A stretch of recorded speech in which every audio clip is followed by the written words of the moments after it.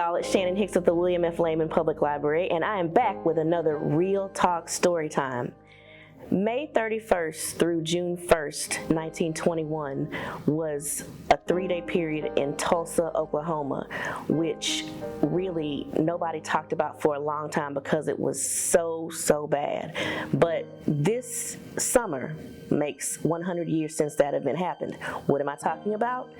The Tulsa Race Massacre. You may have heard about this in school. I actually never heard about it in school. I just learned about it as a grown-up. So you're lucky because as kids you get to learn the story, which is really important. So today we're reading Unspeakable, The Tulsa Race Massacre by Carol Boston Weatherford, illustrated by Floyd Cooper. And I think you'll enjoy this story. I love the illustrations in this book. And Carol Boston Weatherford, one of my favorites, and we've read her before here. Once upon a time, near Tulsa, Oklahoma, prospectors struck it rich in the oil fields. The wealth created jobs, raised buildings, and attracted newcomers from far and wide, seeking fortune and a fresh start. Once upon a time in Tulsa, there was a community called Greenwood. Its residents descended from black Indians, from formerly enslaved people, and from exodusters who moved west in the late 1800s, fleeing the violence and racism of the segregated South. Once upon a time in Greenwood, there were some 10,000 people living in a 35 square block area. Train tracks divided the black and white communities. Segregation laws called for separate neighborhoods. That's a big word, segregation. It means separate or to separate. Segregation laws called for separate neighborhoods, schools, phone booths, and railroad and streetcar coaches. Unfair tests made it hard for blacks to register to vote, and laws barred marriages across racial lines. So many black businesses cropped up along a 1-mile stretch of Greenwood Avenue that educator and business leader Booker T. Washington called the area the Negro Wall Street of America. The name later became Black Wall Street, and the community kept on thriving. Once upon a time on Black Wall Street, there were dozens of restaurants and grocery stores. There were furriers, a pool hall, a bus system, and an auto shop. Nearly 200 businesses in all. There were also several libraries, which you know I love, a hospital, a post office, and a separate school system, where some say black children got a better education than whites. There were 2 black-owned newspapers, the Tulsa Star and Oklahoma Sun, and over 20 churches, and 15 black doctors, including Dr. A.C. Jackson, the most able black surgeon in the nation. On Detroit Avenue stood grand homes of doctors, lawyers, and prominent businessmen. Once upon a time in Greenwood, there were barbershops and beauty salons. Miss Mabel's Little Rose Beauty Salon boomed.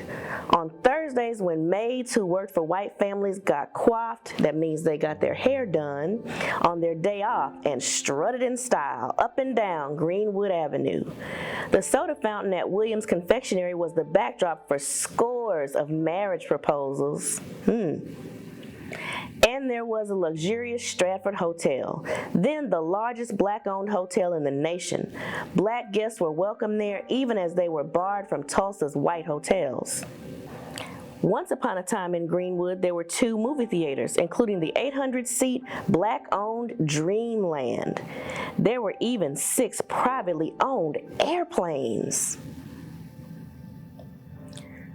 But in 1921, not everyone in Tulsa was pleased with these signs of black wealth. Undeniable proof that African Americans could achieve just as much, if not more than, whites. All it took was one elevator ride. One 17-year-old white elevator operator accusing a 19-year-old black shoeshine man of assault for simmering hatred to boil over. With the accused man in jail, the white-owned Tulsa Tribune newspaper ran a headline prompting readers to nab him. Fearing the man would be lynched, killed by a mob before his trial, 30 armed black men rushed downtown to his rescue. At the jail, they faced off with 2,000 armed whites. On May 31st, 1921, one day after Memorial Day, a holiday honoring fallen soldiers, skirmishes between the two groups left 2 black men and 10 white men dead. But the worst was yet to come. Unable to get to the jailed suspect, the white mob sparked rumors that the black community planned to attack. Unchecked and, in some cases, deputized by the police, the white mob stormed into Greenwood, looting and burning homes and businesses that blacks had saved and sacrificed to build. Threatening to shoot, the mob blocked firefighters from putting out the blazes. African-American World War I veterans took up arms to defend their families and property, but they were outnumbered and outgunned. Families fled with only what they could carry. Once upon a time in Greenwood, up to 300 black people, including Dr. Jackson, the surgeon, were killed. Hundreds more were injured. More than 8,000 people were left homeless. And hundreds of businesses and other establishments were reduced to ash.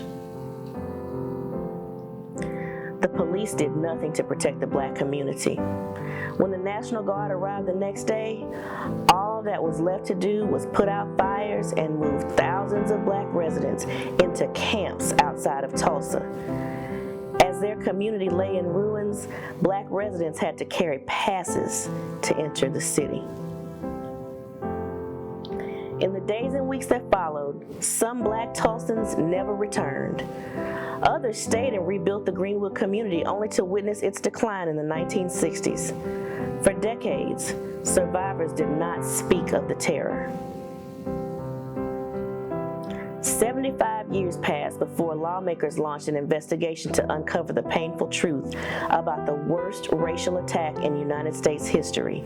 Police and city officials had plotted with the white mob to destroy the nation's wealthiest black community. Today, Tulsa's Reconciliation Park remembers victims of the 1921 massacre and recalls the role of African Americans in Oklahoma history. But the park is not just a bronze monument to the past. It's a place to realize the responsibility we all have to reject hatred and violence and to instead choose hope. The end.